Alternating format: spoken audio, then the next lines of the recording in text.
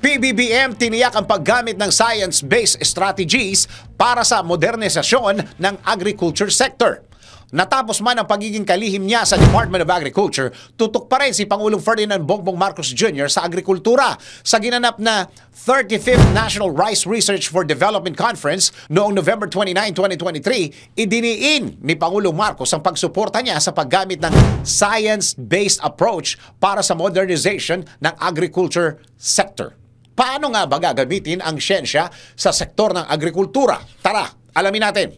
Sa isang mensahe, idiniin ni Pangulong Marcos ang pangako ng administrasyon niyang gawing prioridad ang research and development sa agrikultura upang matiyak ang pagkakaroon ng sustainable value chain sa sektor, partikular sa bigas. Ayon sa Pangulo, gagamitin ang science-based strategies mula sa Strategic Plan 2023 to 2028 of the Philippine Rice Research Institute o PhilRice.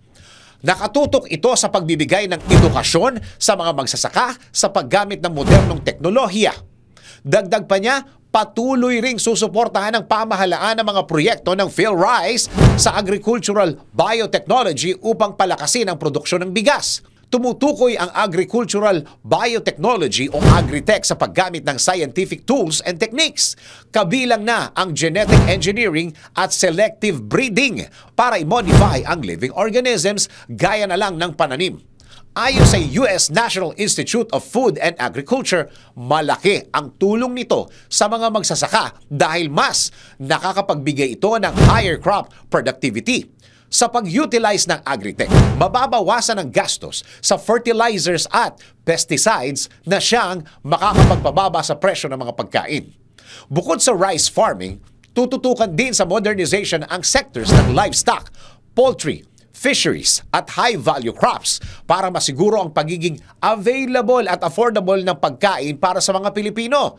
Samantala, siniguro naman ni Agriculture Secretary Francisco Chu Laurel Jr. na minamadali na nila ang pagpapalawak ng irrigation, pagpapatayo ng mas maraming drying facilities at iba pang infrastruktura na magpapalakas sa ani ng palay. Idiniin din niya ang target ng ahensya na bawasan ang rice importation upang makamit ang food security and sufficiency.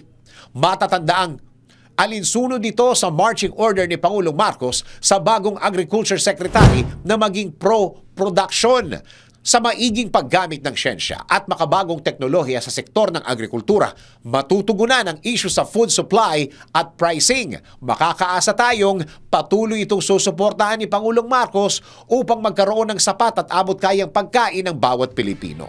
Sa iyong palagay, paano pa magagamit ang siyensya sa pagsasaka?